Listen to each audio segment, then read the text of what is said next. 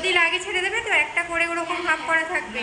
আমি শুধু একবার ভুল করে বলেছি যে আমি বৃষ্টির দিনে পকোড়া খাবো, সেই জন্য দেখো। Hello guys, welcome back to our channel Payel official. আজকে জানো তো আমাদের বাড়িতে রং হচ্ছে। কালকে আমরা কিছু জিনিস বের করেছিলাম, আর আজকে এসে বলছে যে পুরোটাই বার করতে হবে। চলো আমি ঘরটা একে একে করছি, আর আজকে সারাদিন কী কী হলো আর কী কী করবো সবটা তোমাদের সাথে শেয়ার করবো। অবশ্যই তোমরা পুরো ভিডিওটা দেখবে।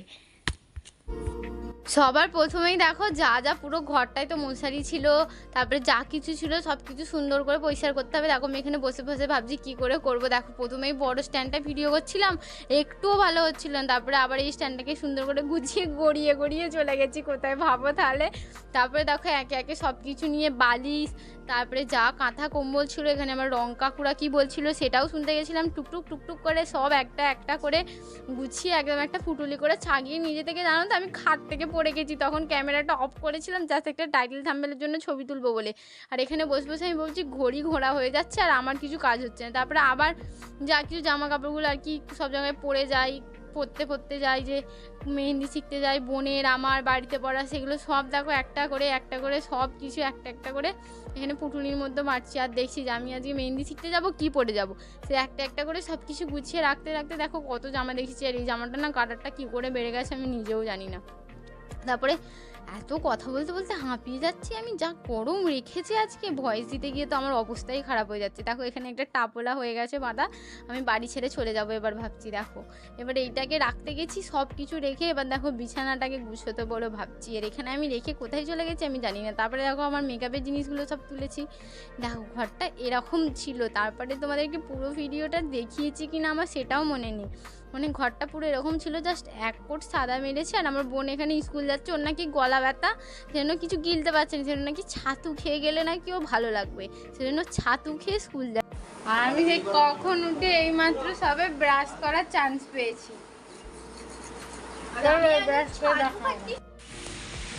আমাদের ঘরটা জাস্ট হোয়াইট কালারটা কমপ্লিট হয়েছে আর ব্যাস। এখানে এত জোরে বৃষ্টি চালু হয়ে গেছে আর আমি কলকাতার ক্লাসে যাবো রেডি হয়ে বসেছি। যা পরিমাণে বৃষ্টি হচ্ছে আজ তো মনে হয় থামবে না, যা জোরে আকাশ ডাকছে। আমি তো এটাই ভাবছি যে কি হবে।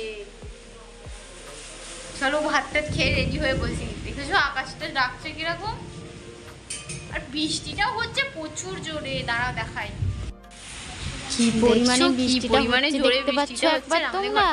তারপরেই দেখো বৃষ্টিটা হচ্ছে। তারপরে আমি ক্লাসে যাওয়ার সময় দেখো দিদিদের বাড়ির সামনে একটা নদী আছে, কি সুন্দর জলটা যাচ্ছে। আমার না এরকম জল দেখতে যে কি ভালো লাগে বিশ্বাস করো। আমার সেই জন্য পাহাড়ের থেকে সমুদ্র বেশি পছন্দ। কাদের হয় বলছি, জলটা দেখো কি পরিমাণে যাচ্ছে। এত বৃষ্টির মধ্যেও আমি যাচ্ছি কলকা শিখতে, ভাবো ছাতা।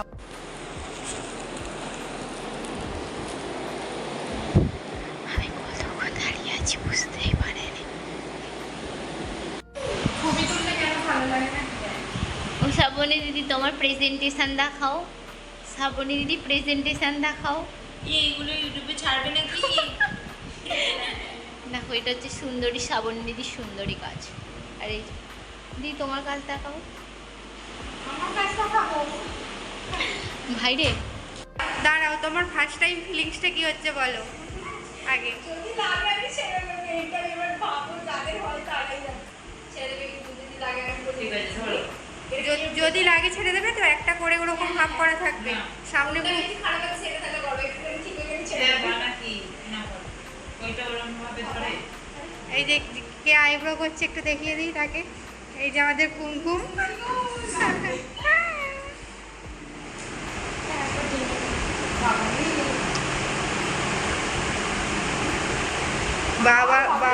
বাবাটা ওখানে পাগলা হয়ে যাবে এত বাবাকে ডাকলে।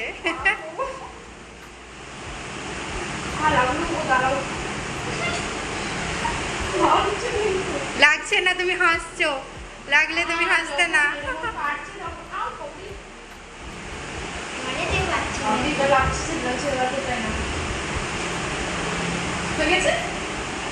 এবার এই যে করছো, এবার মনে হবে বারবার করি। দাঁড়াও,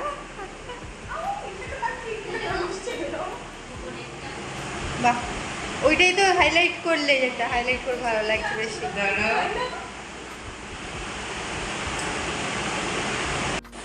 এখন এখানে আমি আইব্রো করেছি, দেখো দুজন লেগে গেছে আমার। ফার্স্ট টাইমের জন্য করেছি। আর এখানে দেখো দিদি আমাদের, আমি শুধু একবার ভুল করে বলেছি যে আমি বৃষ্টির দিনে পকোড়া খাবো, সেই জন্য দেখো দিদি আমাকে কিনে এনে দিয়েছে।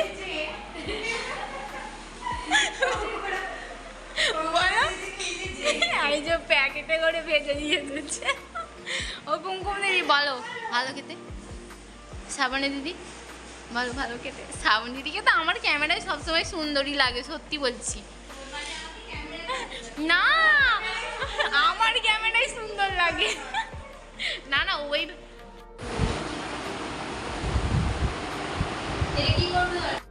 তারপরে দেখো আমাদের মানে এমনি পুরো ভালো কালার হচ্ছে না, জাস্ট একটা প্রাইমারের উপরে একটা লিকুইড কালার দিচ্ছে, যেহেতু আমাদের বাইরে প্লাস্টার করা নেই সেই জন্য আর ভালো রং করা হচ্ছে না।